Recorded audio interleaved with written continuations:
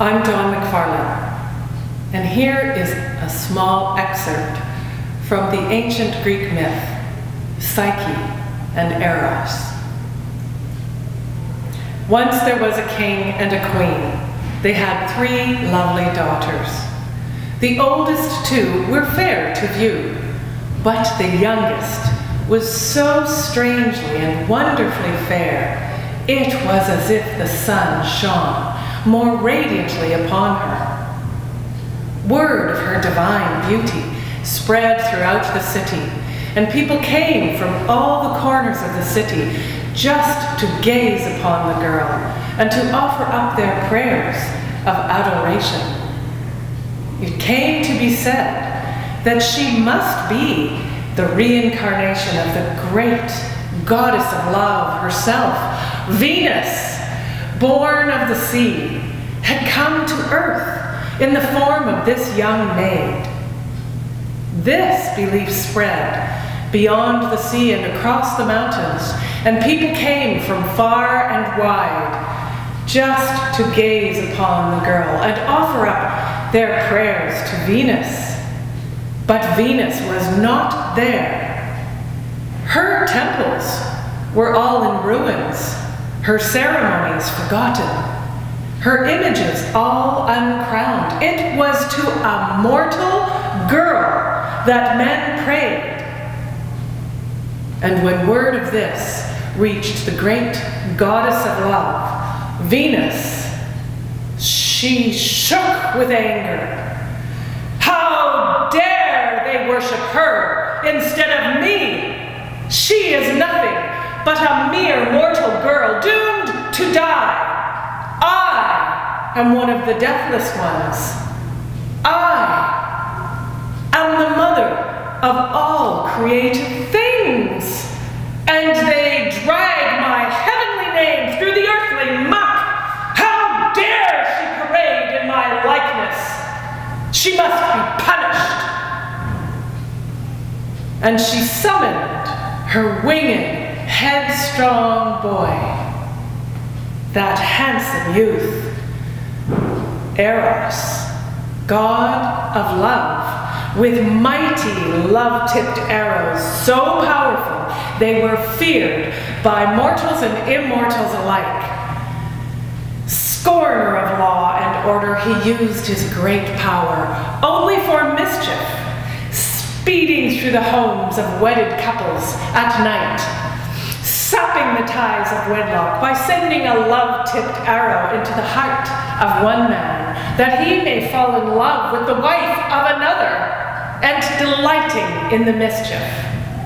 When his mother, the goddess of love, Venus, summoned him, he sped to her side. She spoke sweetly to him. By all the bonds of love that bind you to her that bore you, avenge your mother. That mortal girl, Psyche is her name. She parades in my likeness and must be punished. Send one of your love-tipped arrows into her heart. Cause her to fall in love with one who is so wretched, one with no health or wealth or honor. Cause her to fall in love with him, that she may be as miserable as he. So saying, she stepped hard by on the sea, onto the pink sea foam, and plunged to the depths below, to her kingdom, where sea nymphs announced her arrival on pink conch shells and held up awnings of silk to protect her from the sun's rays, and held up mirrors for her to gaze upon her divine beauty. Psyche, meanwhile, on earth, gained no joy of her loveliness. Men worshipped her, yes, but as a statue fairly wrought. No man took her hand in his and whispered words of love into her ear. Her 2 older sisters had long ago become happy brides, but Psyche, all unwedded and alone, despaired in her loneliness. Her father feared for his daughter.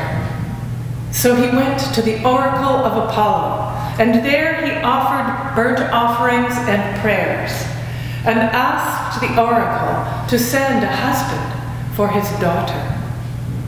But he trembled when he heard the words of the oracle. "Set the maid upon yonder lofty crag, in all manner of funeral robes arrayed. Hope for no bridegroom of the mortal seed, but fierce and wild and of the dragon breed." He wept in the arms of his queen when he told her the words of the oracle. But the commands of heaven must be obeyed, and the appointed day came when the girl was to be dressed in funeral robes and taken to the cliff where she was to be left like a sacrifice. All of the city closed down and joined the family in their procession through the darkening city. And they followed them as they wound their way up the mountainside, their way lit by torches. Sad laments were sung instead of glad wedding chants, and even the bride dried her own tears upon her veil. It was like a funeral train of the living dead. And when they reached the top of the mountain where the girl was to be left, her parents' hearts failed them, and they pleaded with Psyche to come back down the mountain with them, back to the city, back to their home. It was then that Psyche stepped forward and said, "Why do you weep now? Do you not see? It was when I was worshipped as Venus. That was when I was as if one dead, for people saw Venus and not me. Now my eyes are open. It is the name of Venus and wicked envy that has brought us here. I do not hesitate to meet my fate. I hasten to meet my bridegroom. Was he not born to destroy the world?" And she bid her parents leave her there. They wound their way back into the city, and there her parents shut themselves up into their house of gloom and abandoned themselves to the eternal night of grief. Psyche stood on the mountaintop, trembling in the cold, wondering what would be her fate, staring up at the hard, bright white light of the stars, tears coursing down her cheeks.